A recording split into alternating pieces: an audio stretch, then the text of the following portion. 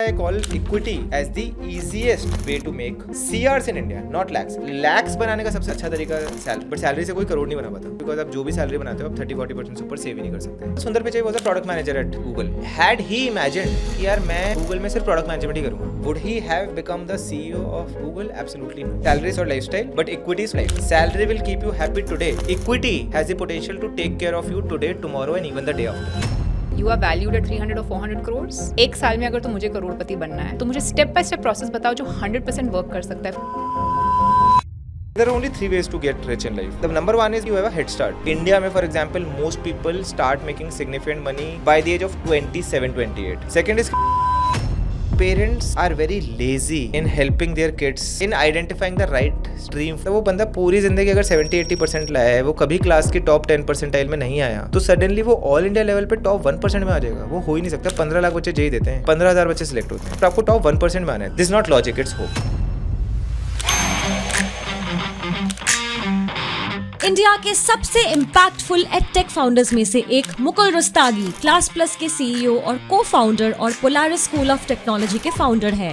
IIT Roorkee से graduate करने के बाद उन्होंने अपना ग्लोबल ट्रेडिंग करियर छोड़कर एडटेक में बदलाव लाने का फैसला लिया. कोचिंग बिजनेस लगभग 50,000 करोड़ का है. 5 लाख बच्चे तो कोचिंग जाते ही होंगे. 2023 में 25 बच्चों ने अपनी जान दे दी. उसके बाद जब ये IIT के अंदर जाते हैं, एवरेज पे पैकेज कितना होता है? 14-15 lakh. Best case. India has a tendency to over celebrate outliers. If it can happen to somebody, if it can happen to us. Now this kid is technically coming from a life of the last 10 years, एक substandard job में. By this time, your child has lost all sense of will and strength to take any sort of decision making for themselves. Then they will go and marry and have kids in a couple of years, and then they are obviously burdened by societal expectations and customs. So इसी time पे वो basically 1 crore रुपए का घर भी ले लेंगे, उस पे उनके अगले 20 साल तक लाख रुपए महीने की EMI भी शुरू हो जाएगी. 60% of the working population they're burnt out, even when they're making 30 lakhs a year. Because इस टेम्पलेट में कोई डिग्रीज ऑफ फ्रीडम तो है ही नहीं. The world's largest company is Nvidia. Nvidia's market cap 5.1 trillion. If Nvidia was a country, it would probably be the 4th richest country in the world. History के दौर में मेरे को नहीं याद है कि दुनिया की सबसे बड़ी कंपनीज दुनिया की सबसे बड़ी इकोनॉमीज से भी बड़ी होगी. They've had the effect of compounding over the last 20-30 years. You actually have to figure out what gives you the most joy. You can only do something for 2,000-3,000 hours if you really enjoy it. Only if you do it for so much time will you actually get good at it. And Shloka, only if you get as much good at it will somebody actually pay you disproportionately for it. This is the circle of excellence. Class plus के जरिए उन्होंने India के offline educators को एक digital platform दिया और आज ये प्लेटफॉर्म 1 लाख से ज्यादा एजुकेटर्स को पावर करता है. फिर उन्होंने पोलारिस स्टार्ट किया, जो एक ऐसा इंडस्ट्री ड्रिवन बीटेक प्रोग्राम है जहां स्टूडेंट्स कोडिंग, अर्ली इंटर्नशिप्स और ग्लोबल एक्सपोजर के साथ डे 1 से इंडस्ट्री रेडी बन जाते हैं. पोलारिस आज इंडिया के नेक्स्ट जेन बिल्डर्स का लॉन्च पैड बन चुका है और हम बॉडी टू बीइंग पॉडकास्ट पर मुकुल जी का तहे दिल से स्वागत करते हैं. 1930 में इंडिया की 1% पॉपुलेशन के पास इंडिया की 20% वेल्थ थी, लेकिन आज के डेट पे इंडिया की 1% पॉपुलेशन के पास इंडिया की 40% वेल्थ है. यानी कि आज वेल्थ डिस्ट्रीब्यूशन ज्यादा अनइक्वल हो गया है in comparison to the British Raj. लेकिन आज के पॉडकास्ट में हम ब्रिटिश राज या अनइक्वालिटी की बात नहीं करने वाले. हम ये बात करने वाले हैं कि आप टॉप 1% में कैसे जा सकते हैं. तो आज के जो हमारे गेस्ट हैं उन्होंने 34 ईयर्स की उम्र में अपनी नेटवर्थ 300 to 400 करोड़ कर ली है और ये हमको बताएंगे कि अगले 1 साल में आप 1 करोड़ श्योर शॉट कैसे कमा सकते हैं और अगले 10 साल में 10 करोड़ कैसे कमा सकते हैं. तो चाहे आप एक फ्रेशर हो जो अपना करियर स्टार्ट कर रहा है या फिर एक मिड करियर प्रोफेशनल, अगर तो आप इनके मेथड्स और इनके टैक्टिक्स को इम्प्लीमेंट करते हैं तो इनकी गारंटी है कि आप इस फाइनेंशियल टारगेट को रीच कर सकते हैं. You can now also listen to our masterclasses on Spotify. Follow Body to Being and stay tuned for more exciting masterclasses. Mukul, क्या मैं ये बोल सकती हूँ, you're one of the most successful entrepreneurs that we have today, and perhaps even the most moneyed, because you are valued at what, 300 or 400 crores, and you're 34 years. You're 1 year younger. Yeah, I'm 34. Company valuation last round was 40-200 CR. हाँ. Me and my co-founder both have like 7.5% roughly. मोटा. तो आप exit करोगे तो आपको 300 करोड़ तो मिल ही जाएंगे. हाँ, अगर exit करेंगे. And you're 34. हाँ, I'm 34. Now, from you, I want to know. Yeah. एक साल में अगर तो मुझे करोड़पति बनना है और मुझे 10 साल में 10 करोड़ चाहिए, तो मुझे स्टेप बाय स्टेप प्रोसेस बताओ जो 100% वर्क कर सकता है for everyone who is watching this program. There are only 3 ways to get rich in life. Either you have a head start, which is basically that you start making money earlier than your peers, right? Like India में for example, most people start making significant money by the age of 27-28. वो 4 साल engineering करेंगे, फिर 2 साल MBA करेंगे, फिर MBA के बाद भी कोई एंट्री लेवल जॉब में जाएंगे, फिर 2-3 साल वहाँ पे कंपाउंडिंग होगी, तो करते करते 27-28 is when people start making some money, जहाँ पे सेविंग्स भी थोड़ी सी मटीरियल हो. मतलब उससे पहले तो it is mostly daily life expenses, especially if you live in a tier 1 city, right? And I'm talking about a comfortable lifestyle. This is for whatever I'm talking, it is about people who want to live the lifestyle of the top 1% or 5% in the country. It is not for the masses, right? They have a very different ambition and a very different priority list. Second is basically life में आपके पास कुछ हो गया और आपके पास कुछ arbitrage हो. Arbitrage कुछ नहीं होता, आर्बिट्राज या अनफेयर एडवांटेज टाइप्स होते हैं. For example people who are let's say coming from well to do families, अब वो अपने अंडर ग्रेड एजुकेशन में जो उनका चाहे वो BTech हो, BCom हो, या फिर कुछ भी हो अंडर ग्रेड हो, बेसिकली वहाँ पे उनको for example their families are basically paying for it. So now they don't have a loan liability of it, or their families can probably send them to US MBA. Now that is again, let's say, some sort of a unfair advantage. उसमें कुछ right या wrong नहीं है, मतलब it is just an advantage. Similarly, somebody was born with a knack of, let's say, playing a particular sport or basically being great at computers or coding, तो जो God gift है वो भी एक unfair advantage है, or let's say stroke of luck. For example, there are a lot of professions where you earn in USD while living out of India and spending in INR. Yeah, like the content creation. Like They content get paid creation is USD, one yeah. thing, ठीक है. Software jobs are again one of those things. Software jobs, product jobs, design jobs, media jobs, content jobs. ये कुछ ऐसी jobs होती हैं जहाँ पे आप इंडिया में बैठे बैठे बेसिकली डॉलर में कमा सकते हो. तो आप इंटरनेशनली आप उठाते हो तो 40-50,000 USD टाइप्स की तो बेयर मिनिमम जॉब आती है, तो वो आपकी 45-50 लाख रुपीज़ की जॉब हो गई. इंडिया में बेसिकली आप बैठे हो, एंड मेजोरिटी टाइम ऐसे लोग फिर बॉम्बे, बैंगलोर, दिल्ली में भी नहीं रहते, बिकॉज वो तो अपने होम टाउन चले जाएंगे. correct. वो इंदौर चले जाएंगे, वो बरेली चले जाएंगे, वो झांसी चले जाएंगे, वो कलकत्ता चले जाएंगे, या फिर वो कहीं सूरत चले जाएंगे, जहाँ पे भी बेसिकली उनका घर है. Cities which are not as much expensive, and secondly because their families are there, तो उनकी रेंट एंड ऑल की भी सेविंग्स हो जाती है. सो इफ प्रोफेशंस लाइक इनकी अगर 30-40 लाख से भी सैलरीज होती है, तो they can actually save 70-75% of their salaries, because their expenses are nothing and their income is coming in a stronger currency. So I think this is one arbitrage which I have seen a lot of people leveraging over the last 5 years, especially post-COVID, because COVID was the time when remote jobs became very popular. Correct. In especially technology. Yeah. And US और Europe की companies को भी समझ में आता है कि वहाँ पे डेवलपर हायर करेंगे तो वो 80,000 यूरोज 100,000 USD का आएगा, यहाँ पे बेसिकली हाफ कॉस्ट पे आ जाएगा, बट यहाँ का बंदा हाफ कॉस्ट पे कर लेगा बिकॉज उसके लिए तो इंडिया की कॉस्ट सैलरी से 2x 3x है, तो it's a win win for both. आज का वर्ल्ड या आज की दुनिया आई थिंक प्योर कैपिटलिज्म की दुनिया है. If you look at it, the richest person on the planet which is Elon Musk, his net worth his net wealth is probably more than the next 4 or 5 put together. Never in the history of humanity ऐसा कभी नहीं हुआ है कि first richest और second, third, fourth, fifth richest के बीच में इतना फर्क हो. जनरली 10%, 20%, 30% टाइप्स का फर्क होता था. आज की डेट में इलॉन मस्क की जो वेल्थ है वो अगले सेकंड, थर्ड, फोर्थ, फिफ्थ को आप कंबाइन कर दोगे ना तो भी है. Like there are countries, like Elon Musk is probably richer than a lot of countries in the world today. Now this is not just a coincidence. I think we are in a peak capitalist world. If you look at it, I'll give you one more example of why I speak that the world today is very capitalist. The world's largest company is a company called Nvidia. Nvidia's market cap I think is 5.1 trillion. If Nvidia was a country, it would probably be the 4th richest country or 5th richest country in the world. To give you an idea, Nvidia की जो market cap है या जो Nvidia की valuation है वो India की GDP से ज़्यादा है, राइट. हिस्ट्री के दौर में एटलीस्ट मेरे को नहीं याद है कि कभी ऐसा हुआ कि यार दुनिया की सबसे बड़ी कंपनीज दुनिया की सबसे बड़ी इकोनॉमीज से भी बड़ी हो गई हूँ. Now how does this happen? I think this happens because of compounding. A lot of rich individuals or rich companies today, they've had the effect of compounding over the last 20-30 years. The third piece where I think most people make most amount of money is something which I call compounding, which is also what somebody like a Warren Buffett credits his entire life to. He says, I started investing at something 15 to 20 and he has still been doing that for, he's now 94 or 95. So that's like almost a 65, 70, 75 years of investing career. तो अगर आप 70 साल तक compound करते रहोगे, so that 2 की power, compounding basically takes care of it. Compounding is very beautiful. Just to give an idea, for example, 2 की power 5 is 32 and 2 की power 10 is 1024. So while the difference in the compounding cycles is just 5, but पहले 5 साल में अगर आप 2x करोगे तो आप 32 तक पहुँचोगे, बट अगले 10 साल में पहुँचोगे तो 1024 पहुँचोगे, which is 32 times 32. So compounding is very exponential. And दुनिया में मतलब मेरे को लगता है जो सबसे ज़्यादा इंपॉर्टेंट चीज़ कंपाउंड होती है वो इक्विटी होती है. But I think for anybody to get rich in life, I think they have to play one of these sports. Head start is something which is completely in somebody's own hands, कि यार वो जो भी life में करना चाहते हैं वो हेड स्टार्ट, वो कितनी जल्दी स्टार्ट कर सकते हैं वो करना, वो हेड स्टार्ट होता है. आर्बिट्रेज या अनफेयर एडवांटेज जो है वो उनके हाथ में नहीं है।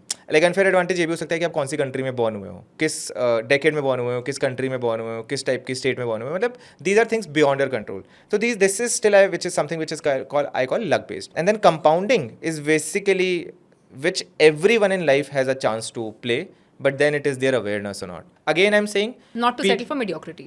again, I'm saying people who are conservative, they should basically take the easier choice, which is to create 1, 2, 3 by doing a Job. regular. हाँ जॉब करो, अच्छे से करो, 2-3 जगह मतलब 2-3 कंपनीज में करो, कोशिश करो कि एक ही कंपनी में 10 साल खींच दो, स्टॉक्स लो, इक्विटी लो। एक ही कंपनी में 10 साल खींच दो। हाँ इक्विटी लो ना, स्टार्टअप्स में जाओ, 10 साल काम करो, इक्विटी जाओ, अर्ली स्टार्टअप में जाओ जहाँ पे 20-25 लोग हैं, 20-25 लोगों पर में इक्विटी join तो लोग हार्डली लेते पूरे पॉपुलेशन में, या तो लोग रियल एस्टेट में डालते हैं और गोल्ड में डालते हैं। 60% ऑफ इंडियन पॉपुलेशन तो ये कर रहा है। नहीं मैं पब्लिक मार्केट इक्विटी की बात नहीं कर रहा। जब आप कंपनी में जाते हो और आपको ईसॉप्स मिलते हैं, तो इससे मैं क्लास प्लस में कम से कम नहीं तो मतलब I know a lot of people who came and joined class plus when they were 23, 24, 25 अब उनको 6-7 साल होने वाले हैं, सबको सब 30 के आसपास हैं, सबके ऐसे बहुत सारे लोग के 2-3-4 करोड़ के स्टॉक्स हैं।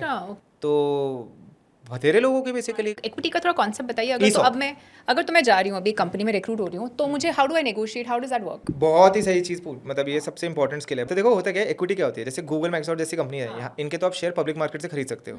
ये शेयर्स कितने ही बढ़ेंगे, मतलब साल के 10-15-20%, इनकी एक नॉर्मल ग्रोथ होती है। Over a period of 10 years they will probably go 7-8x, right? So 10 years 8x in 10 years is मोटा मोटा 20-25% की 25% की कंपाउंडिंग, 20-25% की कंपाउंडिंग, उससे ऊपर नहीं होती है कंपाउंडिंग। अब आप ये सोचो कि somebody who would have been in the first 50 people team of Google, they would have seen a lot of money because correct उन्होंने तो कंपनी की फाउंडिंग मेंबर्स है ना वो तो। हाँ, तो उन्होंने तो कंपनी की वैल्यूएशन जब 1 मिलियन थी वहां से 1 ट्रिलियन देख ली होगी। यस तो उन्होंने कंपनी की वैल्यूएशन 1000 into 1000, उन्होंने तो मिलियन टाइम्स कंपनी की वैल्यूएशन होते हुए देखी है। तो अगर कंपनी मिलियन मतलब 10 लाख, अगर कंपनी ही तुम्हारे सामने लाख गुना बड़ी हो गई है, या छोड़ो लाख यार, अगर कंपनी तुम्हारे सामने 1000 गुना बड़ी हो गई, तो तुम्हारी नेटवर्थ भी तो 1000 गुना बड़ी हो जाएगी ना। तो सोचो अगर तुम किसी एक ऐसी कंपनी में गए हो जिसकी आज की वैल्यूएशन लेट से 10 करोड़ है, ठीक है, और तुम्हें वहाँ पे जाके लेट से 1 लाख रुपए के स्टॉक्स मिल गए, ई स्टॉक्स मिल गए, एम्प्लॉय स्टॉक ऑप्शन पूल कहते हैं इसे। तो पब्लिक मार्केट्स में इक्विटी होता है, यहाँ पे ई स्टॉक्स होते हैं। तो वैसे तुम सोचोगे कि यार 1 लाख के स्टॉक्स तो क्या ही है, मेरी जिंदगी में क्या ही चेंज होगा। बट अब इमेजिन करो कि ये कंपनी 10 करोड़ से अगले 5 साल में 10,000 करोड़ की बन जाए। और इंडिया में तो ऐसी बहुत कंपनियाँ हुई हैं।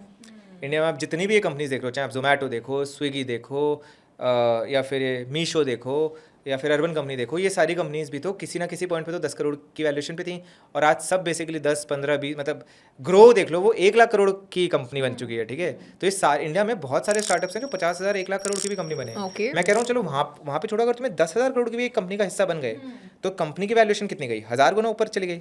अब सोचो तुम्हारे स्टॉक की भी 1000 गुना वैल्यू ऊपर चली गई। अब 1 लाख इंटू 1000 आप करोगे तो क्या नंबर बैठेगा? आपका नंबर बैठेगा exactly 10 CR। One such stint and you can retire for life. इसलिए मैं कहता हूँ salary solves your lifestyle, but equity solves your life. Salary will keep you happy today.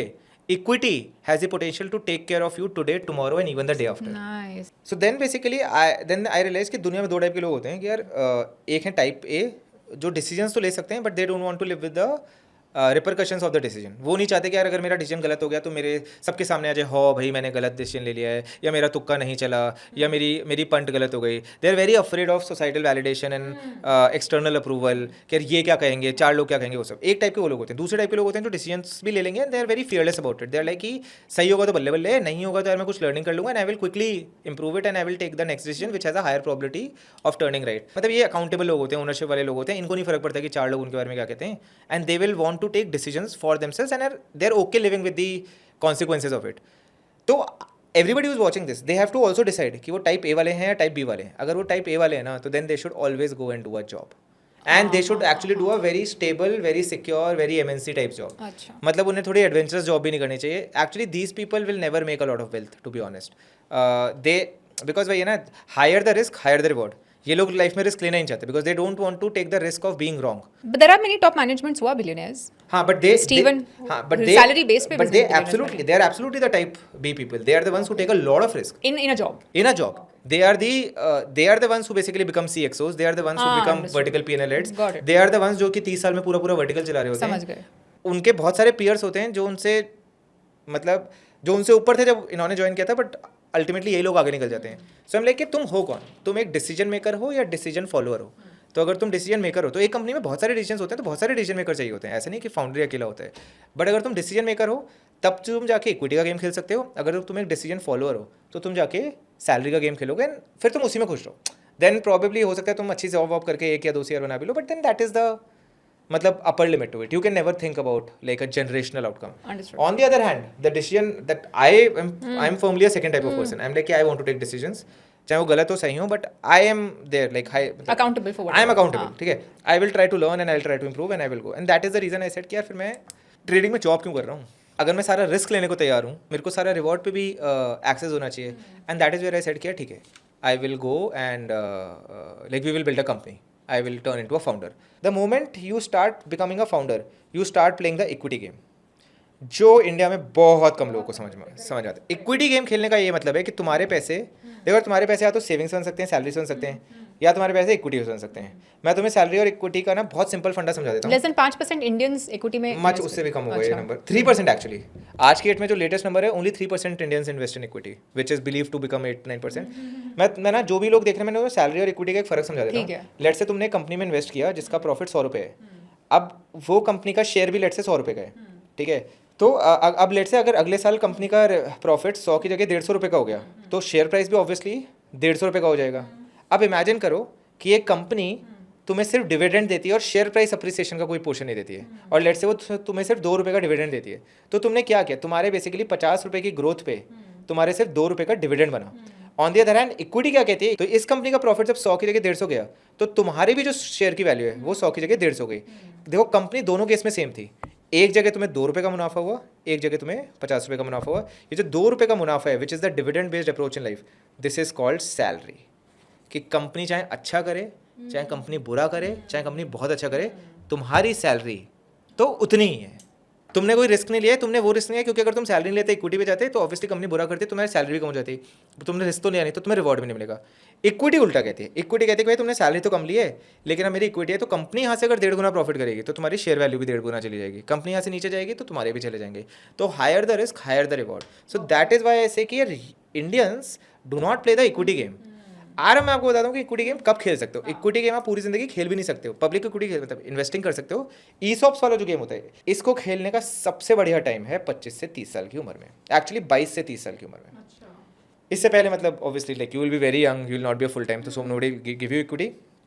30 के बाद जनरली लोग की शादियाँ हो जाती हैं, उनको अपना घर बना लेते हैं, उनको गाड़ी खरीद लेते हैं, किड हो जाता है, family maintenance, they are very indexed on their salary payouts, right. 22 से 30 साल वाला एक ऐसा रोल होता है जहाँ पे ना आप मतलब थोड़ा फ्रेशर की तरह रह सकते हो, थोड़ा बैचलर की तरह रह सकते हो, थोड़ी अपनी लिविंग स्टाइल कॉम्प्रोमाइज़ कर सकते हो. आपकी हेल्थ वेल्थ भी मतलब ऐसा नहीं है कि आप बहुत कंफर्टेबल मतलब even if you travel public transport, हाँ तुम बजट ट्रैवल कर सकते हो मतलब. ठीक है, तो तुम्हें मतलब लाइक बजट ट्रैवल कर लोगे तो भी तुम्हारा कोई ऐसा, क्योंकि your body can actually handle it. You don't need to go to very expensive country. मतलब तुम्हें यूरोप जाने की जरूरत नहीं है. तुम वियतनाम चले जाओ, हाँ वियतनाम चल जाओ, बाली चले जाओ, तुम्हें उतनी मस्ती आएगी लाइफ में. ठीक है, तुम्हारे पैसे बहुत डिफरेंट हो जाएंगे. और या फिर हो सकता है तुम 2 साल तक हॉलीडे नहीं भी जाओ तो भी कुछ मिस नहीं हो रहा लाइफ में, because you have a lot of life ahead. You don't purchase a car, you can still travel by cab. थोड़ी सी हैसल होगा बट ठीक है, इट्स फाइन. करेक्ट. तो 22 से 30 साल ना तुम थोड़ा सा अपनी लाइफस्टाइल इन्फ्लेशन कॉम्प्रोमाइज़ कर सकते हो. ठीक है, एंड लाइफस्टाइल इन्फ्लेशन कॉम्प्रोमाइज़ करोगे तो क्या होगा, तुम्हारी नीड्स थोड़ी कम होंगी. जब तुम्हारी नीड्स कम है तो तुम लेसर रिसोर्सेज में भी सर्वाइव कर सकते हो.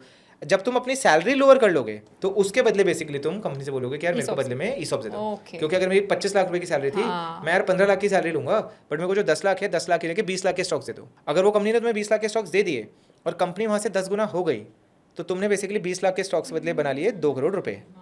कितने की सैलरी छोड़ी तुमने? 10 लाख की.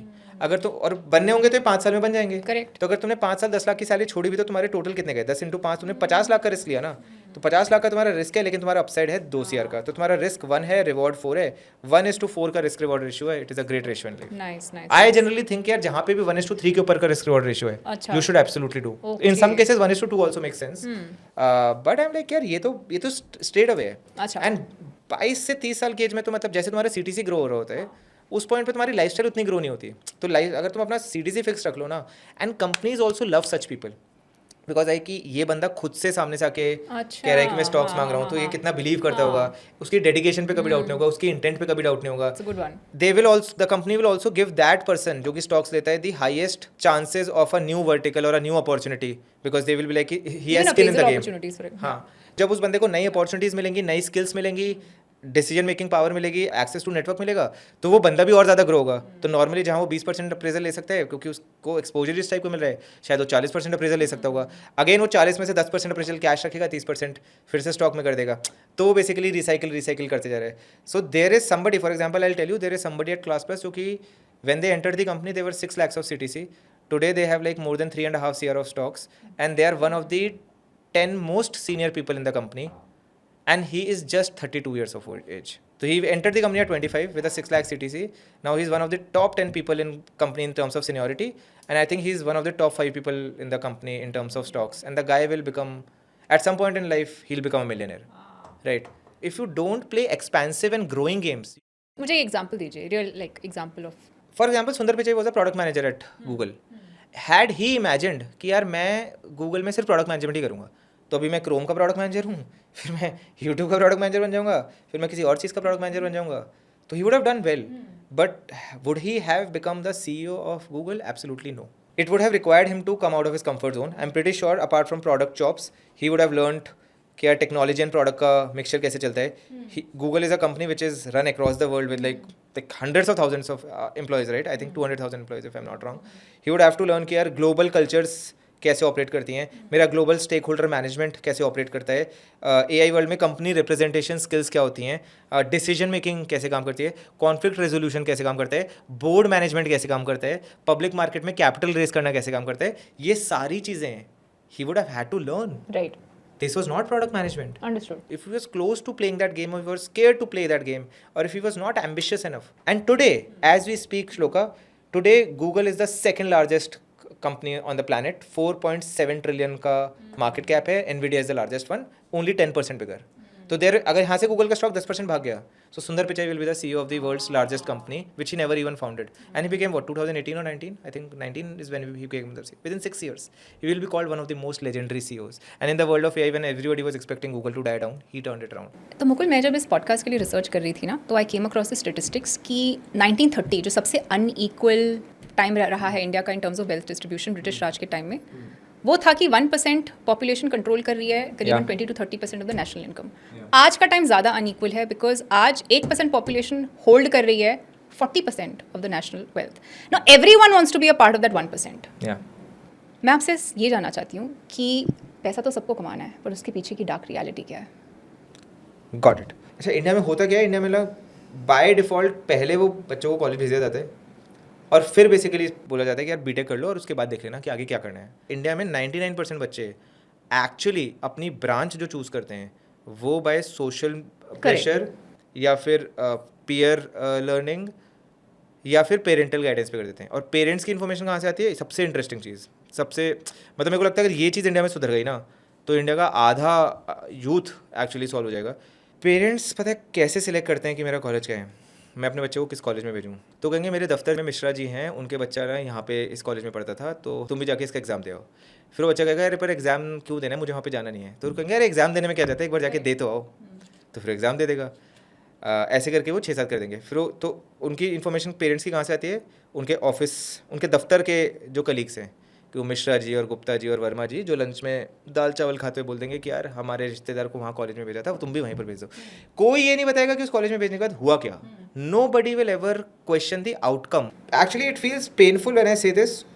I think parents will not like hearing this, but parents are very lazy in helping their kids, in identifying the right stream for their kids. वो ना एक तो प्रेशर की तरह लेते हैं. कोई पेरेंट इस प्रोसेस को एंजॉय नहीं करता. दे आर नेवर एंथुजियास्टिक और energetic about it. They are like यार ये तो सब, एक तो सब पेरेंट्स के हाथ पैर फूल जाते हैं इस देश में कि यार मेरे बच्चे का IIT हुआ नहीं.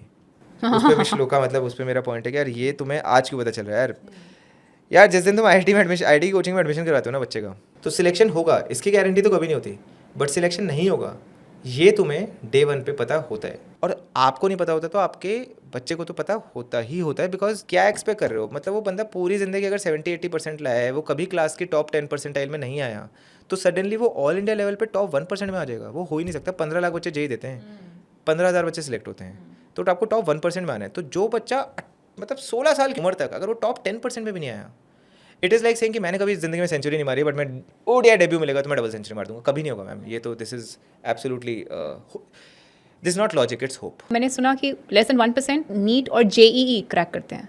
नीट तो और भी टफ है मैम। अच्छा, जेई तो फिर भी 1% है। आप ऐसे समझो ना, एम्स में टोटल सीट्स ही 50-60 है ना।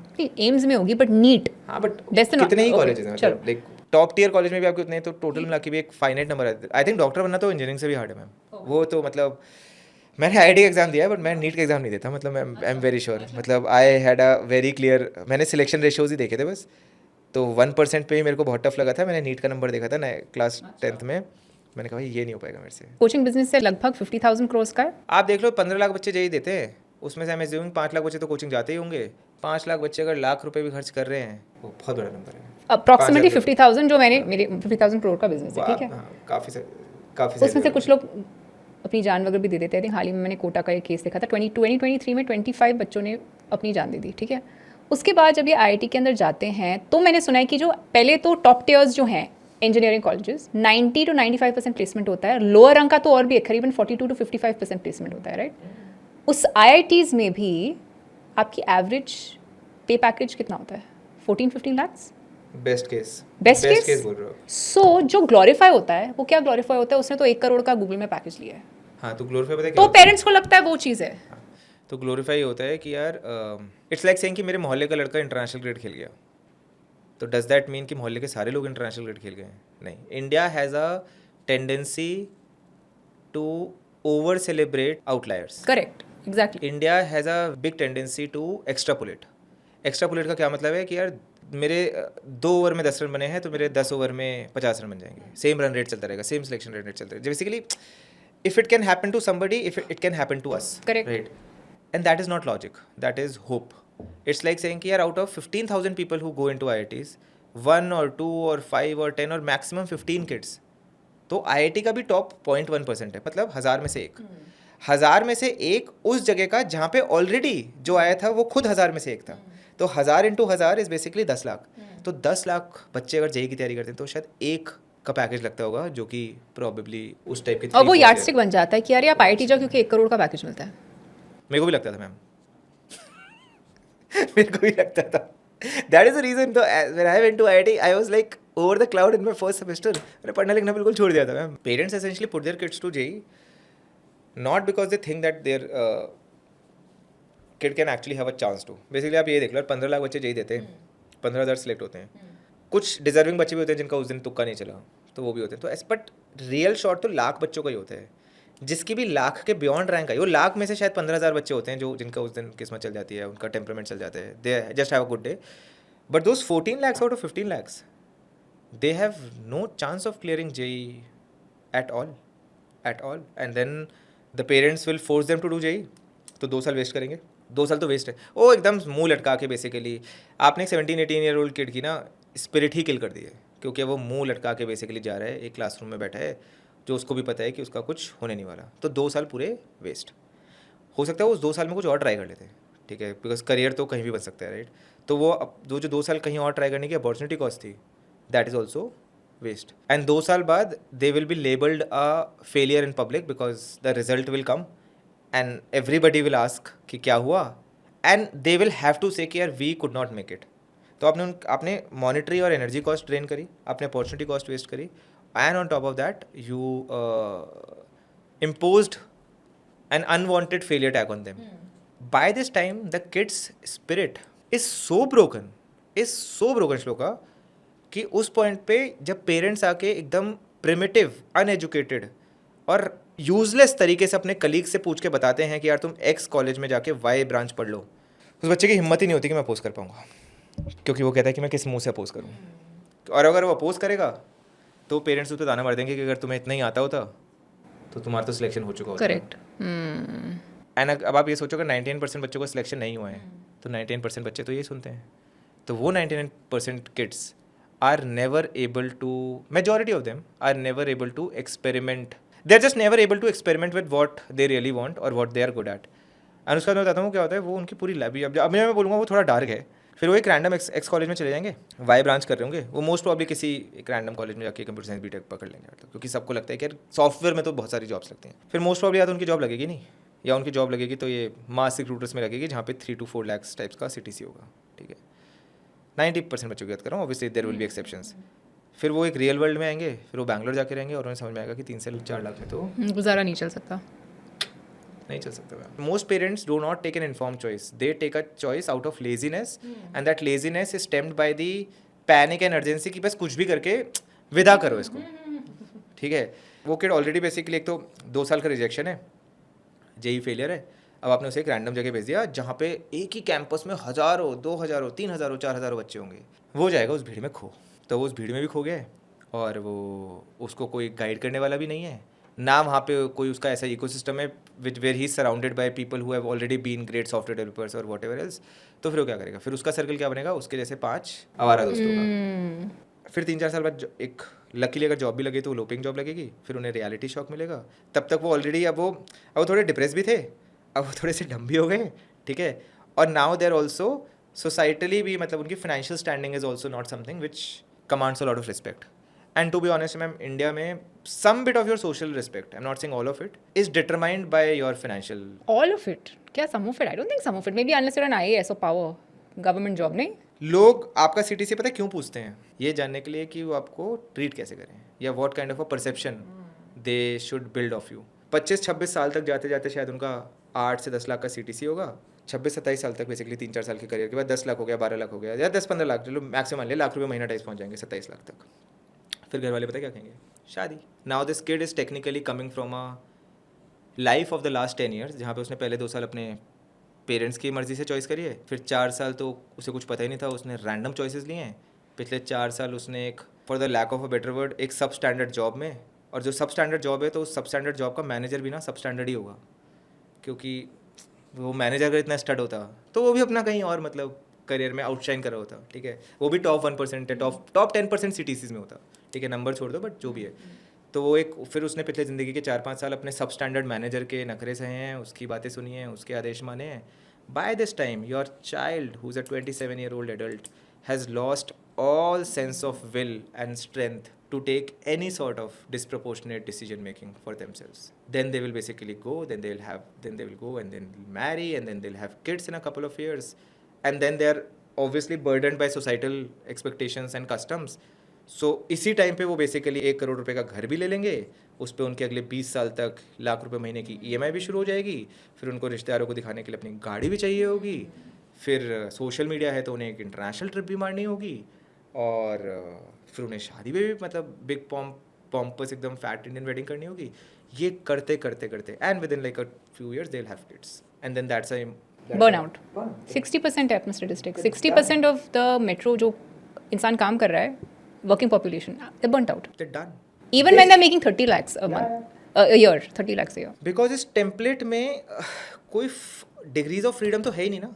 मैं अभी 27 साल वाले बंदे को कह दूँ कि यार तुम जाके स्टार्टअप कर लो, कैसे करेगा वो? लाइफ में उतनी सेविंग्स उसकी हुई नहीं है, हार्ड स्किल सेट्स उसने बनाई नहीं है, और इतने गट्स उसमें है नहीं कि वो सोसाइटल कस्टम्स के अगेंस्ट स्टैंड ले लेगा।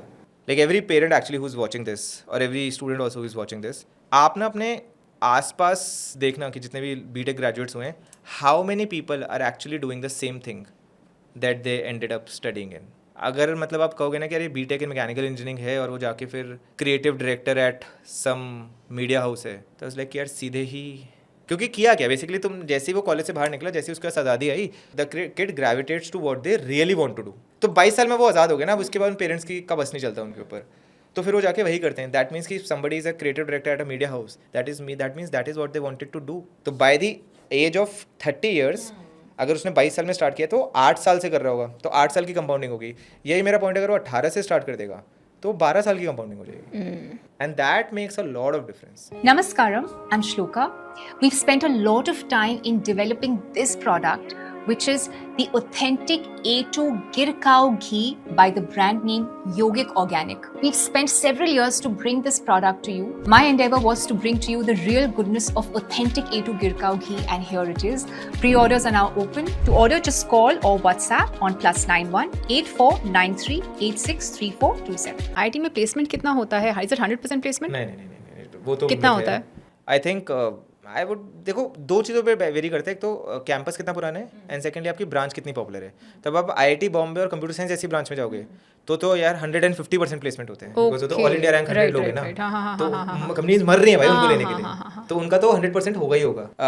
जनरली अगर आप सर्किटल ब्रांचेस में जाओगे कंप्यूटर साइंस इलेक्ट्रॉनिक्स में, ओल्ड आईआईटीज को मिला लोगे तो भी क्लोज टू 85-90% तो हो जाता होगा। मतलब 10-15% बच्चे तो देखो आलसी होते हैं, वो अच्छा नहीं कर रहे, तो उनको कोई कुछ नहीं कर सकता। Outside that I will be surprised कि जनरली इंटरनेट पे जो मैं नंबर सुनता हूँ वो 50 to 70% के बीच में होते हैं। एवरेज पे पैकेज कितना होता है? क्या वो 1 करोड़ होता है? क्योंकि हमें सुनने को मिलता है कि 1 करोड़ आपको बताता हूँ सिर्फ 3 या 4 लोग को मिलता है किसी कैंपस से। और भी बताता हूँ किस टाइप की कंपनीज में मिलता है। 2 टाइप की कंपनीज में मिलता है, या तो आपको गूगल मेटा टाइप की कंपनीज में मिलता है जिसमें आपके ना स्टॉक ऑप्शंस इंक्लूडेड होते हैं कि वो 1 करोड़ का पैकेज है बट उसमें 50 लाख के स्टॉक्स हैं और वो स्टॉक्स अगले 4 साल तक वेस्ट होंगे और वो यूएसडी होता है। और वो यूएसडी है तो आपका खर्चा भी यूएसडी में होगा। तो आप ऐसे समझ लो 1 करोड़ का खर्च, 1 करोड़ का जो पैकेज है वो 50 लाख तो स्टॉक्स में चले गए आपके, फिर जो वो आपको अगले 5 साल में मिलेंगे स्टॉक्स के थ्रू, तो आपके पास 50 लाख है। 50 लाख आप यूएस में अर्न कर रहे हो, ठीक है। यूएस और इंडिया की पीपीपी का एक कॉन्सेप्ट होता है विच इज 1:4 है मोटा मोटा, कि जो चीज़ इंडिया में 10 रुपये की है वो यूएस में 4 रुपये की है, ठीक है। तो अगर आप 50 लाख रुपये वहाँ पे खर्च कर रहे हो, जो आपको इंडिया में मतलब 1 रुपये की चीज़ मिलेगी वहाँ पे 4 की मिलेगी, तो वहाँ के मुताबिक आपका 50 डिवाइडेड बाय 12 12.5 लाख रुपये की इनकम है। तो 50 lakh in US will buy you the same quality of life that 12.5 lakh rupees buy in India. Understood. तो इसलिए वो 1 करोड़ तो कहीं दूर दूर तक भी नहीं है। हाँ, तो 1 करोड़ जो आता है वो कितने लोग जो बोलते हैं ना 1 करोड़ का एग्जाम्पल गूगल पैकेज मिला, वो कितने होते होंगे पूरे परसेंटेज? पूरे आईआईटीज में मिला के अगर मैं 1 करोड़ के ऊपर कर लूंगा तो 40-50 बच्चों से ऊपर, दैट्स इट, शायद 100 बच्चों का मैक्स। तो यही विजन तो फीड किया जाता है पॉपुलर सोशल तो मीडिया आप में। सोचो ना 15,000 बच्चे जा रहे हैं आईआईटी में, बता रहा हूँ 100 भी मैं सोच रहा हूँ गूगल, माइक्रोसॉफ्ट, अमेजॉन, जेन स्ट्रीट, जितनी कंपनीज है मैं सारी कंपनीज में मिला लूंगा ना। मुझे डाउट है श्लोका वो 50-100 के ऊपर नंबर 50 भी क्रॉस कर गया तो बहुत बड़ी बात है। So we've been sold a wrong vision. Absolutely. It's important for you to be surrounded by equally or more intelligent people. Why I tell people to go into a great campus is not because कि वो campus का नाम क्या है और उस campus की facilities क्या है, वो सब सेकेंडरी है। कैंपस का सबसे बड़ा एडवांटेज और पावर जो होता है वो होता है उसकी peer quality. If you are surrounded by 5 ambitious people who want to do great stuff in life, you will do at least good stuff if not great. And if you are surrounded by 5 people who want to do nothing in life, then even if you have a great ambition, you will settle for good stuff at max. So my point of view, like I was excited about IIT, was कि यार because somebody told me कि यार all successful people in the world come from that campus. और 1 करोड़ का package मिलता है। हाँ, तो मेरे को लगा कि यार शायद वहाँ पे हर कोई जो जाता है ना वो स्टड होगा। तो मैं एक्चुअली IIT टैग के लिए गया ही नहीं था। I wanted to be, because even in my classroom I knew कि 3 or 4 kids were very smart and I used to hang out with them. मेरे को बाकी क्लास से इतना फर्क नहीं पड़ता था। This is a clear principle that everybody should have. Always hang out with the smart people. Be mindful of your company. Always hang out with smart people is the number one learning that I aspired for, and that is the reason at the age of 17 I chose कि I will want to go to IIT, and that is why I studied hard. Also because I knew nothing better. So I knew that I was really good at maths and science, and that is why I said कि यार this is the right spot, which is the second learning that one watching should have, that you should always play to your strengths. ठीक है, आई think that is one principal that you should never negotiate. सबको ना थोड़ा थोड़ा समझ में आ जाता है कि कुछ लोग पजल्स में बहुत अच्छे होते हैं, कुछ लॉजिक में बहुत अच्छे होते हैं, कुछ क्रिएटिव फील्ड में बहुत अच्छे होते हैं, कुछ लिटरेचर में बहुत अच्छे होंगे। तो माई पॉइंट इज़ कि देखो एडुकेशन अब हो सकता है तुम्हें कोई एक तुम कैंपस प्रोग्राम अगर तुम्हें अपनी ही चॉइस का मिल जाए, लेट्स से अगर तुम बहुत अच्छे हो कोड में और तुम्हारा पोलारिस में एडमिशन हो जाता है तो आ जाओ, बहुत अच्छी बात है। If you are just confuse in life and you don't know what to do, then pick up a stream that you are the best at. तो if you think that you are best at a creative field, then go and do some education in creative field, because one, you will like it. Second, if you like it, you will do it with more passion. And thirdly, if you do it with passion and you do it for a long time, you will become very good at it. So I think तुम्हारी probability maximization हो जाती है। तो second choice आती है basically play to your strengths. Don't try to become everything. Don't try to make that thing कि यार मैं कॉमर्स का बच्चा हूँ बट मैं आईटी जाऊँगा फिर एमबीए करूँगा, ये करूँगा। नहीं, वो बिल्कुल वो अच्छा फायदा वो बात चलता भी नहीं है, वो खत्म हो गया बात। करेक्ट। ये तो 17 की एज पे मैंने 2 कॉल्स दी थी अपनी लाइफ में कि एक मुझे आईटी जाना है बिकॉज मेरे को स्मार्ट लोग के आसपास रहना है। सेकेंडली यार मैं साइंस मैथ्स में अच्छा हूँ तो चलो साइंस मैथ्स का एग्जाम दे देते हैं। मैंने जाके मतलब शोर नहीं मचाया कि मुझे कुछ और करना है, जो बोला मैंने इसलिए कर ली। क्यों करा? क्योंकि मुझे पता था मैं साइंस मैथ्स में अच्छा हूँ। थर्ड कॉल मैंने ली at the age of 20 or 21 I think, when I went for my intern. जब मैं इंटर्न किया था, मैं आपको बताया था मैं पोर्चुगल इंटर्न किया, मेरी एक इलेक्ट्रॉनिक्स कंपनी में इंटर्न लगी थी. तो now when you are in a different country where you don't have a smartphone, you don't have internet, and now you are all on your own. So at that age ना तुम्हारी conditioning बहुत strong हो जाती है. So that was the first choice. I intentionally gave myself a very hard option on that. Second thing मेरा ये था कि यार आई वॉज लाइक कि आई हैड रियलाइज कि मेरे को ना टेक्निकल सब्जेक्ट से मज़ा नहीं आ रहा, एंड नॉन टेक्निकल सब्जेक्ट में मैं अपनी क्लास में टॉप कर रहा था. So I wanted to test myself out कि if I get paid for technical stuff, कि अभी तो कॉलेज में तो चलो दोनों चीज़ें बराबर हैं, if I get paid for doing technical stuff will I still enjoy it और not. I was like if I enjoy it, अगर मेरे को इलेक्ट्रॉनिक्स में काम करने के पैसे मिल रहे होंगे और मेरे को मज़ा आ रहा होगा तो मैं इलेक्ट्रॉनिक्स में करियर बना लूँगा. बट अगर पैसे मिलने के बाद भी मज़ा नहीं आ रहा होगा तो मैं इलेक्ट्रॉनिक्स में करियर बनाने के बारे में सोचना छोड़ दूंगा. तो लोग जनरली जाते हैं अपनी इंटर्न पे अपना करियर बनाने. मैं इंटर्न पे गया था टेस्ट करने कि can I do I really want to change my career not. Obviously अगर मैं यही घर पे बता देता तो वो गुस्सा हो जाते मेरे से, फिर वो नहीं भेजते मेरे को. तो और मैं आया, मेरे को like I made money, I got paid, I lived in a different country, I loved everything during of that internship apart from the work I did. And that is where I realise that even money will not make me very happy if I do electronics. So that is where in a third year at the age of 20 or 21, I think 21, I decided that I will drop coding and electronics as a career path. Which meant, Shloka, कि 95% of the jobs in the campus were out. So this was a very big decision that I had to take. कि can I go into a contrarian path or not? Contrarian क्या होता है? लोगों को Contrarian होता है जो आपके नॉर्मल उसूलों और नॉर्मल इच्छाओं और नॉर्मल नॉर्म्स जो मेन स्ट्रीम के अगेंस्ट हो, जो आपके हाँ मेन स्ट्रीम के अगेंस्ट जो होता है, जो आपकी नॉर्मल एक्सपेक्टेड यूजुअल पाथ के अगेंस्ट होता है. तो मैंने कहा कि अब आईआईटी में अगर मेरे को नॉन टेक की ब्रांच चाहिए, तो नॉन टेक की जॉब चाहिए तो कहाँ मिलेगी. फिर मेरे को पता चला कि एक कंपनी आती है ट्रेडिंग की, वो फ्यूचर्स फर्स्ट, और ऐसी सिर्फ श्लोका 2 या 3 कंपनीज आती थी कैंपस में. तो मेरे को बहुत क्लीनली पता था कि अगर मेरा इन 2 कंपनीज में नहीं हुआ तो मैं जाऊँगा आईआईटी से unplaced. And that gave me a lot of fire कि भाई अब कुछ भी हो जाए, कुछ भी हो जाए, कुछ भी करके by do anything that you want to, but basically you have to crack those 2 jobs. And ultimately luckily I got selected in one of those companies right after my college. In fact मैं IIT Roorkee से निकला था and सब बच्चे basically मेरी branch में coding पे जाते थे. लाइक 45 बच्चों का बैच था, आई थिंक 43 की जॉब लगी थी, 41 या 42 basically went into coding jobs. Me and probably one more गए कि यार हम नॉन टेक जॉब करेंगे. I took that job as a trader. So 2 years later I was absolutely tired of that job. And I was loving that job because in my headspace I was playing a video game and I was getting paid to play a video game, and if I hit a high score I will get even more bonuses, and the money was really good. It was one of the highest paying jobs at the campus. You know why I got tired? One, because everybody was talking just about money. That was one. Second, as a trader you are taking a decision every second to invest or to not invest, to invest or to not invest, to cut your position, to not cut your position, to cut your position, to not cut your, to invest and cut, or to cut to and invest and whatever else, right? I graduated in 2013 out of IIT Roorkee, and I was like कि यार मैं तो IIT गया हूँ, तो correct, life set है. मेरे को तो यही सिखाया गया था, ठीक है. उसके बाद मैं ट्रेडिंग की जॉब में गया था. मेरे को ट्रेडिंग भी कॉलेज के सीनियर्स ने यही बोला था कि यार या तो 30 तक रिटायर हो जाएगा या फिर अल्ट्रा रिटायर हो जाएगा. मतलब अब तो मतलब मर्सिडीज ऑडी आनी मेरे को पता भी नहीं था मर्सिडीज ऑडी क्या होती है, बट ठीक है, for whatever reason I was very new to these terms. मेरा आई थिंक जॉइनिंग CTC कुछ 8-10 lakhs के बीच में था as a trader, and there were then obviously bonuses on top of it if you perform well. I was one of the most well performing traders in the, मतलब अपनी category अपनी as में was one of the top 3 traders probably in the country. Then second year भी obviously similar salary structures and similarly thing. Then I basically quit my job, ठीक है, in 2015. So 2013 में 10 लाख की salary है, 2014 में शायद 10 लाख की सैलरी होगी, 2015 में suddenly I quit my job. My salary becomes what? 0. Now over the last 2 years whatever I had saved is what I was using. Me and my co-founder both, we were using that to run our lifestyles, run our startup, pay anybody else who we hire, and blah blah blah. 2015 entirely zero salaries. 2016 nothing salaries. 2017 company बंद हो गई, ठीक है. Company खत्म हुई तो एक बात थी, हमें रियलाइज हो कि कंपनी और सेविंग साथ साथ खत्म हो गई हैं, ठीक है, बिकॉज ऑब्वियसली तुम 2.5-3 साल से बेसिकली अपनी सेविंग्स के भरोसे चला रहे हो. तो 2015 में जीरो सैलरी, 2016 में जीरो सैलरी, 2017 में zero salary, zero net worth. And now I am what, I am 26-27 years of age, and I'm an IIT grad. People around my age are getting married, or they're buying houses, or they're buying cars, or they're in the US, वहाँ पे जाके masters कर रहे हैं, dollars में earn कर रहे हैं. एंड मैं क्या कर रहा हूँ? I am travelling in metros. Why am I travelling in metros? Because I can't afford cabs. Why can't I afford cabs? Because दिन में 5 मीटिंग्स करनी है and everything is coming out of your own saving, so you will not. Me and my co-founder both, like we both did that. होता है peer pressure, जहाँ पे सब अच्छा कर रहे हैं और तुम भी उनके जितना ही अच्छा करना चाहते हो. एक होता है पीयर इन्फीरियोरिटी सिंड्रोम, जहाँ पे सब बहुत अच्छा कर रहे हैं और तुम इतना ख़राब कर रहे हो कि you are not even beyond the base line, ठीक है. 18 में बेसिकली क्लास में स्टार्ट हुआ. I think that is the first time we raise some bit of capital. I think 18 में मेरी सैलरी 25,000 पर मंथ थी. BPO सैलरी मतलब call centre की सैलरीज होती थी उस टाइम पे, उससे ज़्यादा. एंड आई वाज लाइक यार ठीक है, बट कंपनी स्टार्ट करनी है, थोड़ा सा ही फंड रेज किया था. 2019 is when we I think moved our salaries to 40,000 और समथिंग. फिर वो 2020 में 80,000 गया. फिर आई थिंक 21 में जाके मेरी लाख रुपये महीना सैलरी हुई थी, which was very similar to my salary back when I had left college from a fresher job. Trader job. 8 साल लग गए श्लोका मेरे को. 8 साल. 2021 में when my salary was close to a lakh rupees probably.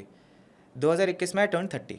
June 2021 में we get an acquisition offer of 300 million USD from a top edtech brand in the country. One Academy से offer आया था हमें तब. ठीक है, they were very generous actually. We said a no to that offer.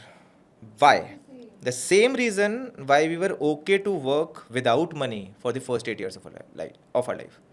Because what the real fun was to build a company, real fun was to see it grow, real fun was to learn how right from hiring to sales to product building to marketing and growth is actually done. Real fun was to learn how do we do different fundraise कैसे करते हैं, M&As कैसे करते हैं, international expansion कैसे करते हैं. Because हमारा point था कि अगर ये हमने सीख लिया, like if we have all of these learnings, then earning will keep on again and again and again and again. What was very important was for us to learn that sport. मतलब एक बार अच्छे से batting सीख ली तो फिर आप बहुत सारे छक्के मार सकते हो. फिर आपको like you don't need to be banking on that 1/6 to transform your life.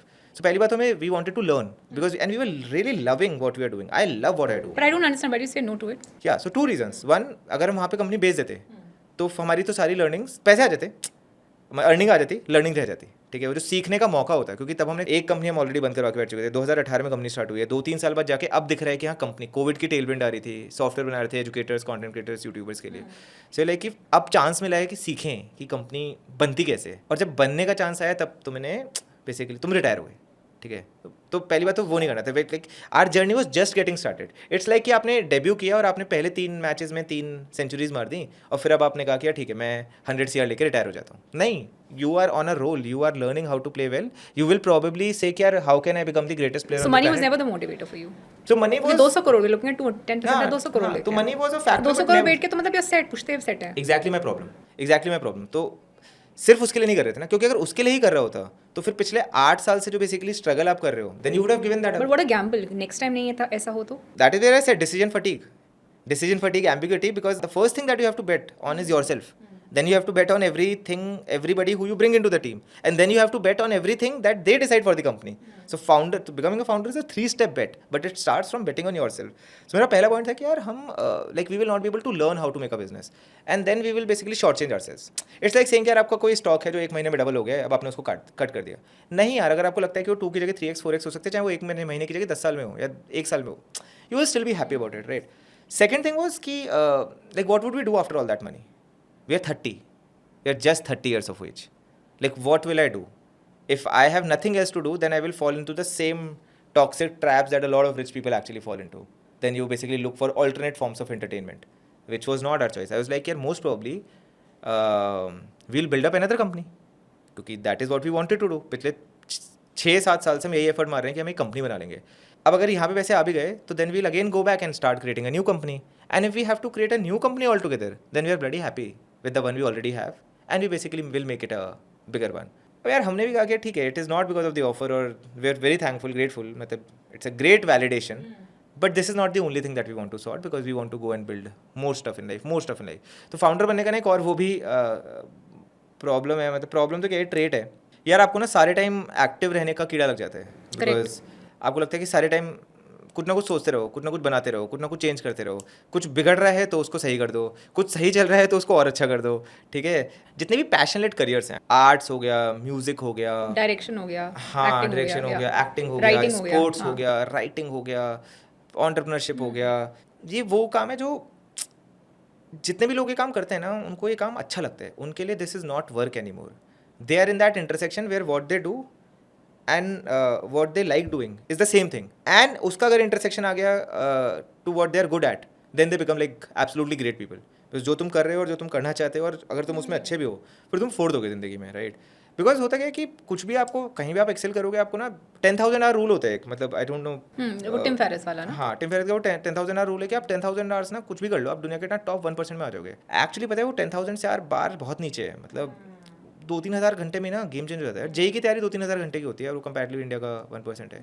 2-3 हज़ार घंटे आप अगर जिम जा रहे हो रोज, तो दैट मीन्स आप ऑलमोस्ट 8 साल लगातार without any break, without any festivals, एक साल में 365 दिन होते हैं, तो 3,000 दिन का मतलब है कि आप 8.5 साल, ऑलमोस्ट 8-8.5 साल रोज जिम जा रहे हो, 6 पैक आ जाएगी यार, मतलब इट्स नॉट हार्ड, 1000 में भी आ जाएगी एक्चुअली.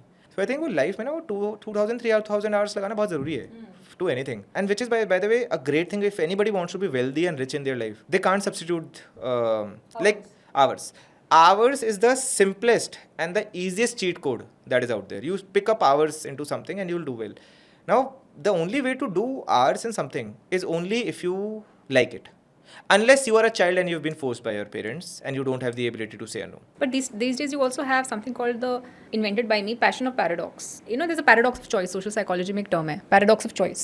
इतने सारे choices हो गए कि बंदा करे क्या? Abundance. हाँ, abundance of choices. तो अब करेगा क्या इंसान? तो अब what do I like doing? I don't know. I obsess over something for a short period of time. फिर मुझे कुछ और करना है, फिर मुझे कुछ और करना है. तो वो ultimate चीज़ है क्या जिससे मैं align रहूँ और ज़िंदगी भर मैं जानूँ that this is my goal? For example, this is a beautiful question. So I am somebody who's a big fan of advocating that you should try as many things as you want in life. ठीक है, I am also a big believer of that. I just have 2 rules. ठीक है, I'm like कि don't try multiple things in parallel. ठीक है, you have no athlete in the world is a gold medalist in 2 sports. I think the number of people in the history of Olympics who have won a medal in more than one sport Correct. is probably less than 5. ठीक है, last I checked, I think it was less than 5. Like there are very few people who can run multiple companies and still be successful. Elon Musk is probably a rarity and a genius at that, but not many people. बाकी जितने जो Elon Musk के बाद अगले 10 लोग हैं वो भी उतने ही smart हैं, ठीक है. You can't have an undivided attention and undivided energy because everybody is top of it. So I think the first thing that I believe in that a great chef also is never able to make 2 concurrent opposite dishes. Correct. Right? So I'm like try out a lot of things. Sequential experimentation is far more productive than parallel experimentation. तो यार अगर आपको life में 3-4 चीज़ें try करनी है ना, तो आई वुड से कि यार आप अपनी ज़िंदगी के 4 साल निकाल लो और आप ईयर मार्क कर लो कि हाँ मैं ईयर 1, ईयर 2, ईयर 3, ईयर 4 में ये करूँगा, रैदर देन कि आप चारों साल वो चारों ही चीज़ें कर रहे हो, क्योंकि आप वो चारों साल चारों चीज़ें कर रहे हो, trust me you will not get good at it. Not like one of the biggest reasons जो हमारा पहला स्टार्टअप बंद हुआ था, क्योंकि हम भी ना 3 या 4 मॉडल एक साथ कर रहे थे. Multitasking. हाँ, मल्टीटास्किंग कर रहे थे, क्योंकि हम तो ऑलराउंडर है ना इस देश में. हर कोई पता है ऑलराउंडर बनना ही चाहता है, बिकॉज बैटिंग में मिल जाएगी और बॉलिंग करने को मिल जाएगी, तो तुम तो you are optimising for the time that you get to play. You actually have to figure out what gives you the most joy, because that is what I was telling you, like you can only do something for 2,000-3,000 hours if you really enjoy it. Only if you enjoy it will you do that for so much time, and only if you do it for so much time will you actually get good at it. And Shloka, only if you get as much good at it will somebody actually pay you disproportionately for it. So this year we are actually introducing life courses at Polaris. So now we have selected कि यार हर बच्चे की ना life में एक skill होनी चाहिए. हम सोच रहे हैं कि 2030 में what are the skills that kids should have. So we had said कि financial literacy should be a skill, content creation should be a skill, sales should be a skill, public speaking should be a skill, interview लेना और interview देना दोनों बहुत बड़ी skills हैं, ठीक है. cold mailing करना एक बहुत बड़ी skill होती है जो लोगों को नहीं पता होती. मतलब मैंने अपने सेकेंड ईयर में पोर्चुगल में एक इंटर्न करी थी, और वो इंटर्न इसलिए लगी थी क्योंकि मैंने 800 प्रोफेसर्स को कोल्ड ईमेल किया था और मेरे को सिखाया था मेरे एक सीनियर ने. सो हम like these are the kinds of skills, ठीक है. और पब्लिक एटिकेट फॉर एग्जाम्पल.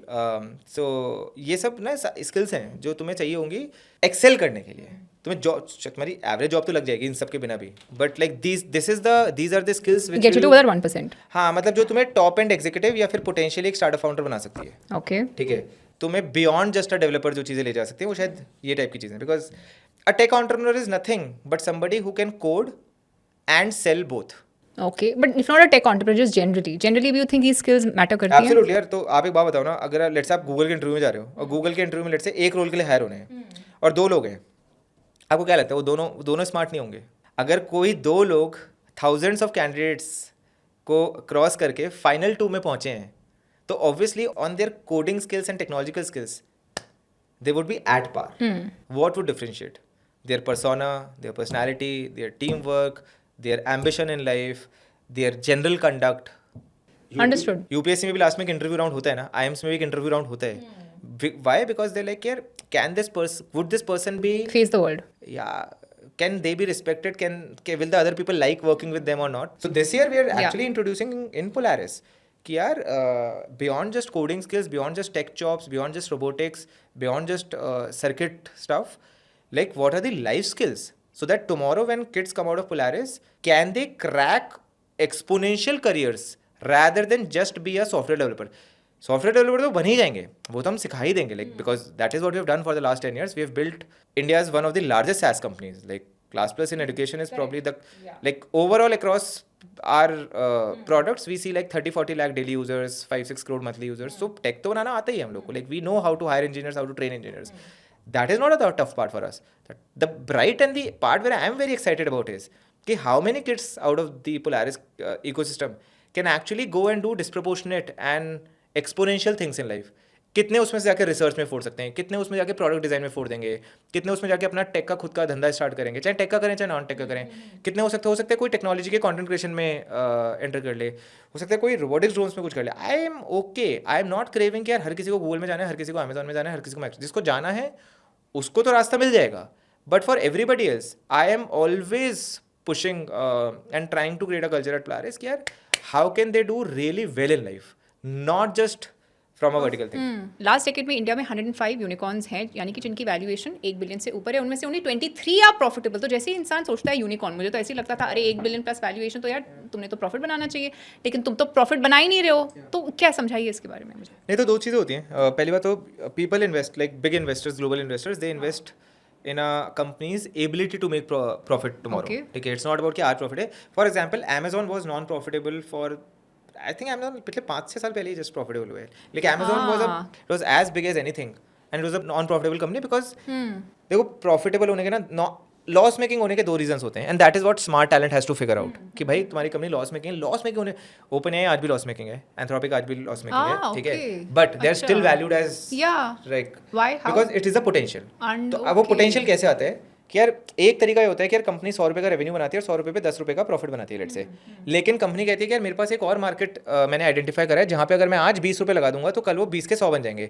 लेकिन अगर आज वो 20 रुपये लगाएंगे तो 10 - 20 बेसिकली वो -10 के प्रॉफिट पे -10 के लॉस पे पहुंच जाएंगे. और एक टाइप की कंपनी होती है जो 100 रुपये का ही सेल्स करती हैं बट वो फंडामेंटली उनकी कॉस्ट ऑफ गुड्स, उनकी मार्केटिंग स्पेंड्स, उनके पे आउट स्ट्रक्चर से ऐसे हैं कि वो 100 रुपये के धंधे पे ही -20 का लॉस बनाती हैं. So some companies are loss making because their fundamental business is broken.